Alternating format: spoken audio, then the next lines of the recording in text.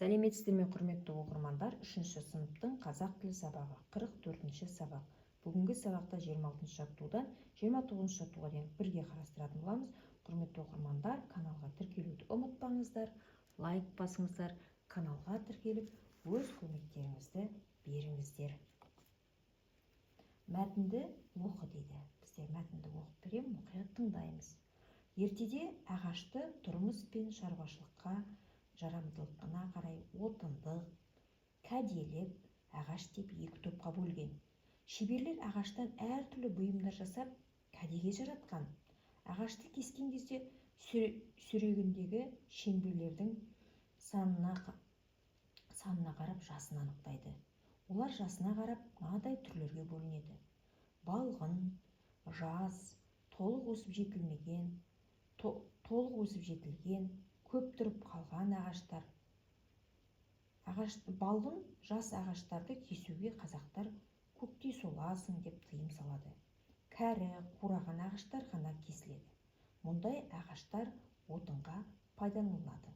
Шаңырақ кітабынан алынған екен. Бұл жерде бізде тапсырмалары бар. Неліктен ағаштар отындық, кәделік болып бөлінеді? Бұл жерде яғни ағашына тұрмыс шаруашылыққа жарамдылығына қарай отындық, кәделік ағаш деп екі топқа бөлген екен. Ағаштың жасына қарай қандай түрлері бар? Ағаштың жасына қарай, мынадай түрлерге бөлінеді: балғын, жас, толық өсіп жетілмеген, толық өсіп жетілген, көп тұрып қалған ағаштар деп осындай түрлерге бөлінеді екен. Жас ағашты неге кесуге болмайды? Себебі балғын жас ағаштарды кесуге қазақтар көктей соласын деп тыйым салады екен. Көктей соласын деп неліктен айтады? Себебін топта талқылаңдар дейді. Бұл яғни көктей соласын деген жастай өмірің қысқа болады деген мағынада айтылған екен. Мәтіннен түбірлес сөздерді тап дейді. Бұл жерде түбірлес сөздерді табасыңдар. Мәтіннен түсініксіз сөздерді тауып, мағынасын түсіндірме сөздіктен біліп ал дейді. Отындық деген сөзді, мысалы, мағынасы отынға жарайтын, отын боларлық ағаш деген екен. Ал кәделік, кәдеге, іске жарайтын ағаш.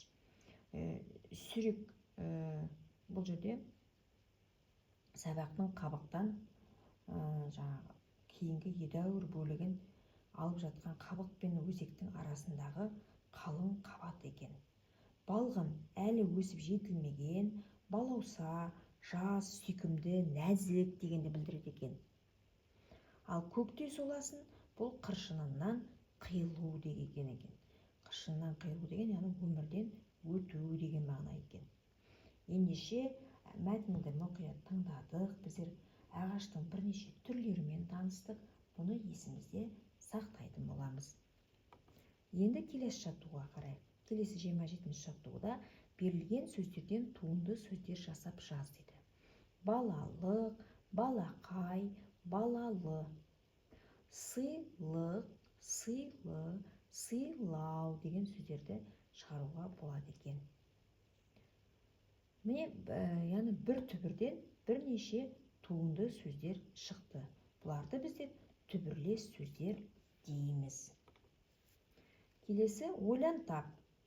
Суреттегі адамдардың жасына қарай қай ағаш түбірі сәйкес келеді? Яғни, бұл жерде көп дөңгелектер, сақиналар көп болса, ол үлкен адамға қатысты. Одан кейінгі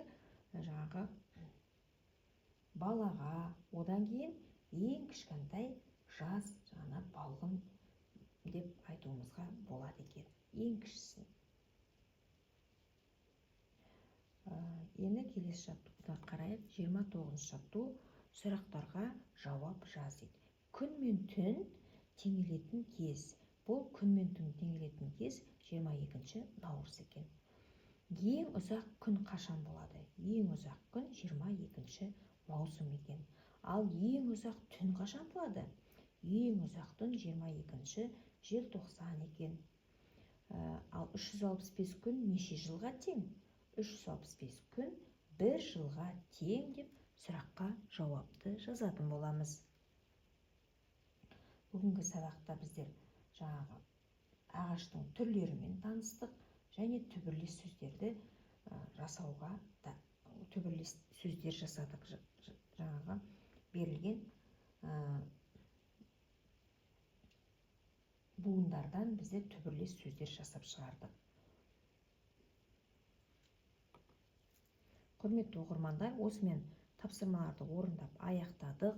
Сіздерге каналдағы тапсырмаларды бірге орындау түсінікті әрі нақты болған болса, ұнайтын болса, каналға тіркелуді ұмытпаңыздар. Каналға тіркеліп, өз көмектеріңізді беріңіздер.